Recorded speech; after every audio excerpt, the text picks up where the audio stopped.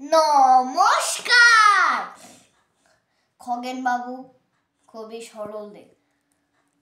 খগেন বাবু নমস্কার। আপনি রোবট? তা হোক তবু, বাবু বলেই নমস্কার। খবর পড়ে দৈনিকে আপনাকে দেখতে এলাম, দেখে অবাক হয়নি কি? এইটা পারেন, ওইটা পারেন, পারেন তো সব নিমিষে। রোবটটাকে যে গবেট বলে তা ঘোড়ার ডিম এসে।